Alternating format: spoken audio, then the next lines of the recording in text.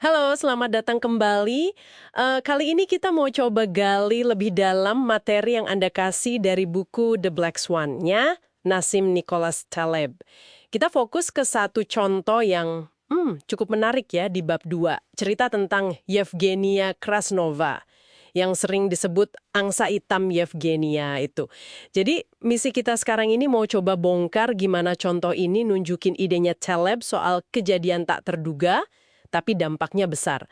Terutama gimana ketidakpastian itu bisa ngebentuk kesuksesan ya, dengan cara yang nggak kita sangka-sangka. Oke, mari kita mulai. Iya, betul.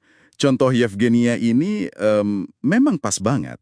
Soalnya ini nunjukin bukan cuma kejadiannya aja yang nggak terduga, tapi gimana sebuah sistem, atau katakanlah lingkungan, dalam kasus ini dunia penerbitan ya, yang lagi berubah itu, justru memungkinkan angsa hitam kayak gini muncul. Yang seru di sini tuh peran platform baru gitu.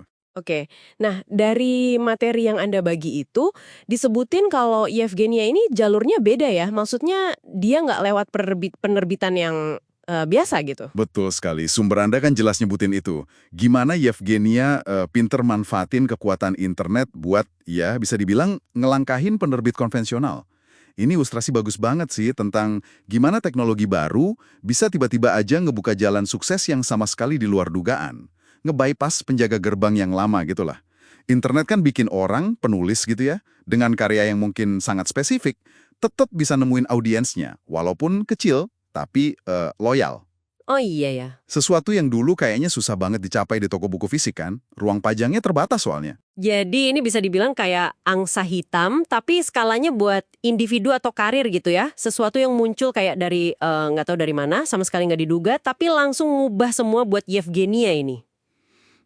Bisa dibilang gitu. Pas banget ini sama konsepnya Taleb soal ekstremistan. Sekedar ngingetin aja ya, ekstremistan itu dan dunia di mana satu kejadian atau satu orang aja bisa punya dampak yang wah, gede banget, nggak proporsional. Beda sama yang satunya, mediokristan ya, yang lebih datar gitu. Nah iya, beda banget sama mediokristan yang lebih gampang ditebak lah. Kasus Yevgenia ini jelas hidup di ekstremistan, di mana teknologi, dalam hal ini web, itu jadi fasilitator munculnya bintang tak terduga. Dia bikin ceruk pasar yang tadinya mungkin dianggap, nggak layak secara komersial, jadi mungkin gitu. Wah ya juga ya, ini jadi ngingetin saya ke konsep Taleb yang lain lagi. Soal kesalahan naratif itu loh, naratif fallacy. Kita kan seringnya ngerangkai cerita yang rapi, yang logis setelah kejadiannya lewat gitu, buat ngejelasin kenapa itu terjadi. Mungkin kalau kita lihat sekarang, suksesnya Yevgenia ini jadi kelihatan masuk akal, atau bahkan kayaknya emang harus gitu. Tapi, waktu itu, pas kejadiannya, bisa jadi banget itu cuma rangkaian kebetulan aja. Peluang-peluang yang kebuka karena ada teknologi baru, bukan rencana hebat yang bisa diprediksi, ya kan? Nah, itu dia poin pentingnya. Anda nangkep banget. Contoh Yevgenia ini, kalau kita tarik ke gambaran yang lebih gede lagi, ini pengingat kuat buat kita semua biar lebih skeptis gitu ya. Sama narasi sukses atau gagal yang kelihatannya mulus banget. Seringkali kan ada faktor-faktor yang nggak kelihatan. Tersembunyi gitu ya. Ya, platform baru, mungkin pergeseran teknologi, atau ya, sekedar keberuntungan acak aja. Itu semua bisa ngubah aturan main dan bikin angsa hitam muncul. Mau itu yang bagus atau yang jelek. Ini maksa kita buat ngakuin, batas pengetahuan kita sendiri sih. Oke, oke. Jadi, apa artinya ini buat Anda yang dengerin? Mungkin ya, ini semacam ajakan buat coba lihat lebih dalam lagi.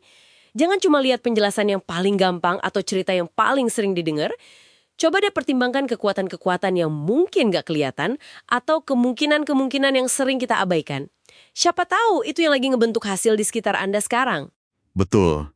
Dan mungkin sebagai bahan pemikiran penutup buat Anda bawa pulang, coba pikirin deh, di area mana dalam hidup atau kerjaan Anda mungkin tanpa sadar lagi ngabaikan potensi munculnya angsa hitam. Entah itu peluang emas atau malah resiko tersembunyi. Cuma gara-gara itu nggak cocok sama cerita standar atau jalur yang biasa. Gitu. Ada nggak sih perubahan teknologi atau platform baru yang mungkin diam-diam lagi nyiptain medan permainan baru sekarang? Yang belum banyak orang sadari gitu?